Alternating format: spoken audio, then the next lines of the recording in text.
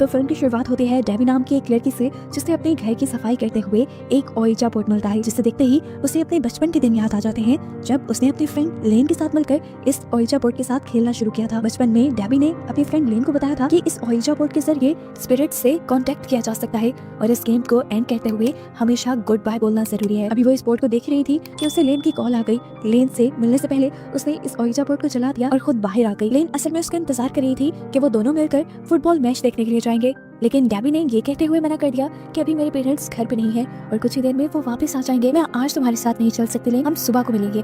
लेन उसकी बात मान लेती है। डेबी उसे गुड बाय कहती है और घर के अंदर वापस आ जाती है। ये उसका डिनर टाइम था, वो अकेली आराम से डिनर कर रही थी कि अचानक उसके बैकयार्ड का दरवाजा खुल गया। वो घबराई नहीं, उसने जाकर देखा तो वहाँ कोई नहीं था। वो बैकयार्ड का दरवाजा बंद करके कंफ्यूज जैसे ही वापस किचन में आई तो उसने देखा कि स्टोव भी चल रहा था। हालांकि जब वो यहाँ से गई थी तो हर चीज बंद थी। अभी डेबी ने इस स्टोव को बंद ही किया कि अचानक उसे अपने ऊपर से कोई आवाज आने लगी। वो अब अपने रूम में गई तो उसे बेड पे सही सलामत वो ओइजा बोर्ड दिखाई दिया जिसे वो पहले जला चुकी थी। चलते हुए उसके पाँव से ओइजा बोर्ड की प्लानचेट टकरा जाती है, जिसे वो उठा के उसके लेंस में देखती है तो हमें उसके लेंस से दिखने वाली आंख बिल्कुल सफेद दिखाई देती है, जिसका मतलब था कि अब उसे किसी ने पोसेस कर लिया था और वो नॉर्मल इंसान नहीं रही थी। अब डेबी अपने रूम में लगी हुई फेरी लाइट्स को उठाती है और उसे अपने गले के इर्द गिर्द लपेट लेती है, जिसके बाद फर्स्ट फ्लोर से जंप करके अपने आप को फांसी देकर वो अपनी जान ले लेती है। सुबह होने पर हमें डेबी की फ्रेंड लेन को दिखाया जाता है, जिसे उसकी मॉम ने शॉकिंग न्यूज दी थी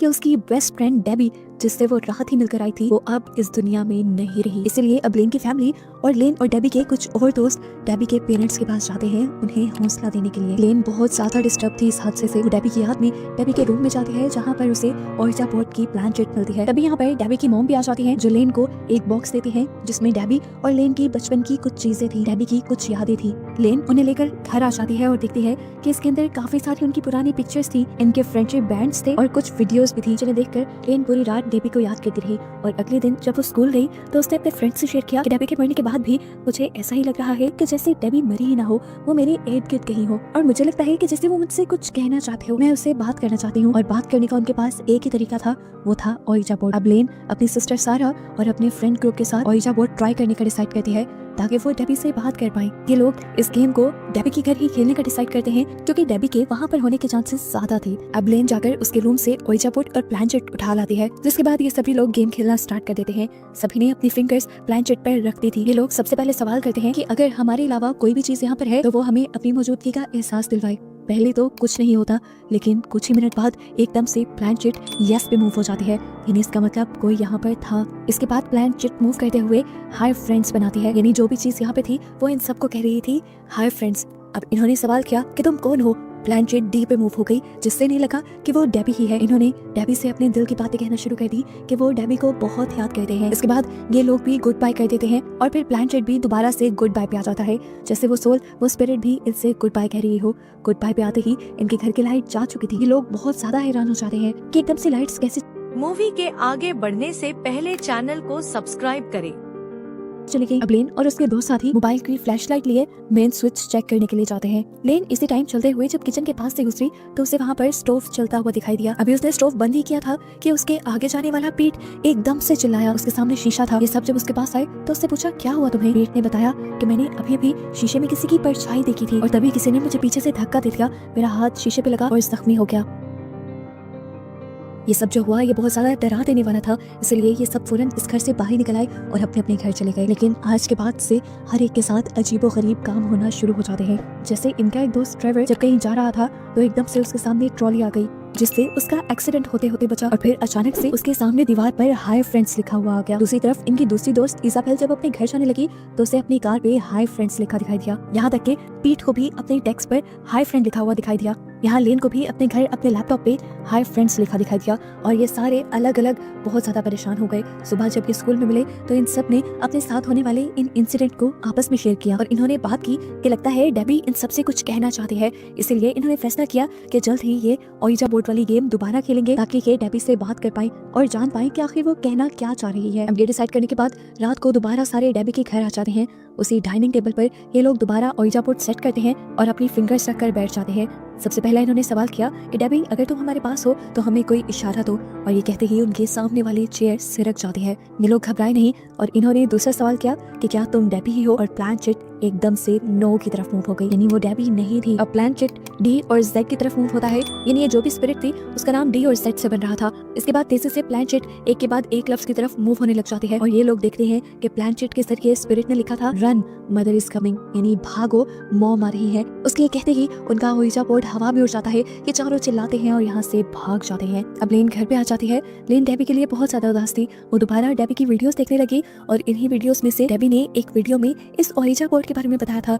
ये ओइजा बोर्ड असल में डेबी का नहीं था, उसे तो ये इसी घर से मिला था जो पुराने घर के ऑनर्स का था। उसे मिला था ये एटिक की सफाई करते हुए। ये जानकर लेन ने फैसला किया कि वो अगले दिन डेबी के एटिक में जरूर जाएगी। असल में वो जानना चाहती थी कि जो सोल्स उनसे बातें कर रही हैं वो कौन है और क्या उनका ताल्लुक डेबी के घर में रहने वाले पुराने लोगों से तो नहीं। अगले दिन वो एटिक में चली जाती है और वहाँ पुरानी रहने वाली फैमिली की उसे काफी सारी चीजें मिलती हैं और पिक्चर्स भी, और यहीं से उसे ये भी पता चल जाता है कि पहले इस घर में जेंडर फैमिली रहा करती थी, जिनके बारे में जब वो सर्च करती है तो उसे शॉकिंग न्यूज पता चलती है। इस फैमिली में 3 औरतें थी, एक मदर और 2 बेटियां, जिसमें से एक का नाम डोरिस और दूसरी का नाम पॉलिना था। यहाँ पर जो कुछ भी हुआ था वो बिल्कुल नॉर्मल नहीं था। छोटी बहन डोरिस एक अजीब तरीके से इस घर से गायब हो गई थी और पूरी दुनिया से आज तक उसका कोई सुराग नहीं मिला, जबकि उसकी बड़ी बहन पॉलिना, उसे उसके मोम के मर्डर के जुर्म में गिरफ्तार कर लिया गया था और जब उसे रिहा किया गया तो तब उसे मेंटल हॉस्पिटल में छोड़ दिया गया। अब लेन पॉलिना से मिलने का फैसला करती है ताकि वो जान पाए कि आखिर उस घर में चल क्या रहा है। वो पॉलिना से मिलती है और उनसे ये जानने की कोशिश करती है कि आखिर उस घर में ऐसा क्या है जिसने उनसे बात की। तो पॉलिना ने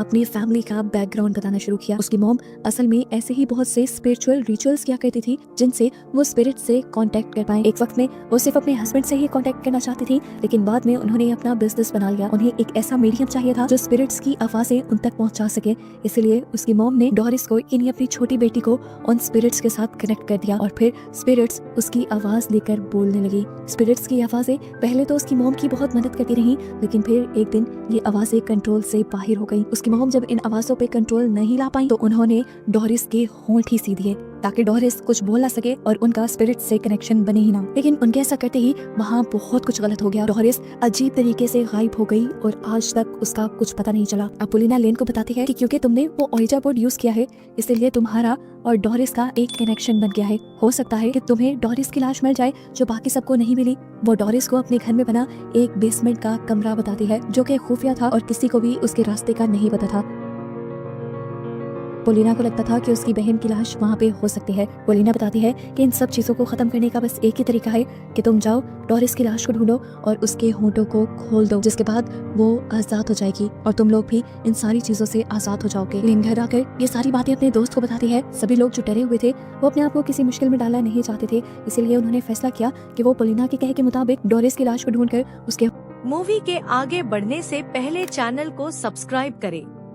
होंठ काट देंगे ताकि सब दोबारा से बिल्कुल नॉर्मल हो जाए। अब लेन की बहन सारा, ड्राइवर और पीट चारों डेबी के घर के अंदर उस बेसमेंट में चले जाते हैं जिसका पॉलिना ने बताया था। इस बेसमेंट में जाते ही इन सब के साथ बहुत अजीब होता है। बेसमेंट के अंदर जाते ही लेन के अलावा सबके ऊपर किसी ने हमला कर दिया और वो सब बेहोश हो गए। ये असल में डोरिस की मॉम थी जिनकी भी मौत यहीं पर हुई थी। लेन अब इस लेडी से बचते हुए आखिर उस जगह तक पहुंच जाती है जहाँ पर डोरिस की लाश थी। उसके होंठ अभी भी सिले हुए थे। लेन ने जल्दी से उसके होंठों को काट दिया और यहाँ से उसकी मदर की सोल आजाद हो गई। इस दुनिया से ही चली गई अपनी सोल्स वाली दुनिया में। एक मुसीबत तो खत्म हो गई, लेकिन ये नहीं जानते थे कि एक मुसीबत खत्म करते ही इन्होंने एक बहुत बड़ी मुसीबत मोल ले ली। डोरिस के होंठ काटने की वजह से अब डोरिस की सोल को आवाज मिल चुकी थी। वो और भी ज्यादा ताकतवर बन चुकी थी। इस बात का अंदाजा इन्हें उस टाइम तो नहीं हुआ, लेकिन अगले दिन हुआ जब पीट को डोरिस ने पोजेस कर उसके होंठ सी कर बिल्कुल इसी तरह जैसे उसके सिले हुए थे उसके बाद मार डाला। अब लेन ये बात जानते ही जल्दी से पॉलिना के पास जाते हैं उससे पूछने के लिए कि ये सब हो क्या रहा है।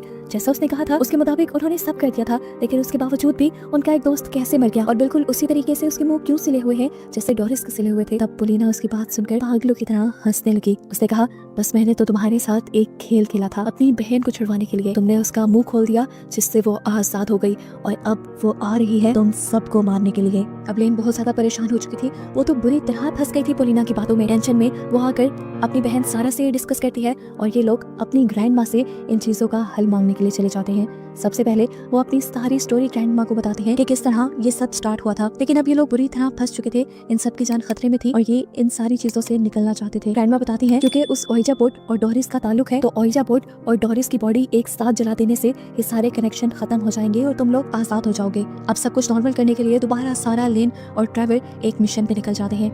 ये लोग डेबी के घर के बेसमेंट में आ गए थे अपनी ग्रैंड माँ का कहा हुआ काम करने के लिए, लेकिन यहाँ जाते ही डोरिस ने सबसे पहले ट्रेवर को पोसेस कर लिया और उसको मार डाला, जिसके बारे में लेन और सारा को पहले पता ही नहीं चला। वो तो ओइजा बोर्ड को लेकर पहले नीचे गए। अब लेन जल्दी से फर्नेस चलाने लगी थी ताकि वो डोरिस की डेड बॉडी और इस ओइजा बोर्ड को एक साथ चला सके, लेकिन पीछे से हमें दिखाया गया कि डोरिस ने सारा को पकड़ लिया था और वो उसे उस खुफिया कमरे में ले जाने लगी थी जहाँ पर उसे मारा गया था। वो अब सारा के होंठ सीने वाली थी। इससे पहले ये सारा मर जाती या उससे कुछ हो जाता, लेन के जहन में एक आइडिया आता है। वो यहाँ बैठ के ओइजा बोर्ड गेम खेलने लग जाती है क्योंकि वो जानती थी इस गेम के जरिए आसपास की सोल को उनके पास आना ही पड़ता है। उसका प्लान वर्क भी कर गया और इसके ये गेम स्टार्ट करते ही यहाँ पर डोरिस भी आ गई। डोरिस इस गेम को बंद करना चाहती थी, इसलिए वो फौरन ओइजा बोर्ड की प्लानचेट को गुड बाय की तरफ लेके जाने की कोशिश करती है, जहाँ पर लेन पूरी ताकत के साथ उसे ऐसा करने से रोक रही थी, लेकिन एक इंसान की ताकत एक घूस की ताकत से हमेशा कम होती है। और तभी यहाँ पर उसका साथ देने के लिए आ गई उसकी दोस्त यानी डेबी की सोल। अब ये लोग दोनों तरफ से जोर लगाने लगते हैं कि प्लानचेट गुड बाय की तरफ ना जाए। जिस वक्त इन लोगों के दरमियान में इस प्लानचेट को लेकर लड़ाई चल रही थी, पीछे से सारा ने मौका दिखा और उठकर जल्दी से डोरिस की लाश को उठाकर फर्नेस में फेंक दिया और उसी टाइम लेन ने भी ओइजा बोर्ड को उठाकर फर्नेस में फेंक दिया। गेम खत्म किए बगैर ही उन दोनों के ऐसा करते ही यानी एक साथ ओइजा बोर्ड और डोरिस की लाश के चलते ही डोरिस की आत्मा यानी डोरिस की स्पिरिट इस दुनिया से चली जाती है और ये लोग अब अपने मिशन में कामयाब हो जाते हैं। लेकिन इन्हें बहुत ज्यादा दुख था अपने 3 दोस्तों के मरने का। कहानी के पोस्ट क्रेडिट सीन में हमें दिखाया जाता है कि लेन जब अपने रूम में थी तो प्लानचेट उसे अपने कमरे में दिखाई दी, जिसे उठाकर उसके लेंस से जब उसने देखा तो हमें उसकी आंख बिल्कुल नॉर्मल एक इंसानी आंख की तरह दिखाई दी, जिसका मतलब था कि अब सारी इवल चीजें खत्म हो चुकी हैं और इसी के साथ ये मूवी भी यहाँ खत्म हो जाती है। मूवी पसंद आई तो लाइक करे, कमेंट करे, चैनल को सब्सक्राइब करना ना भूले।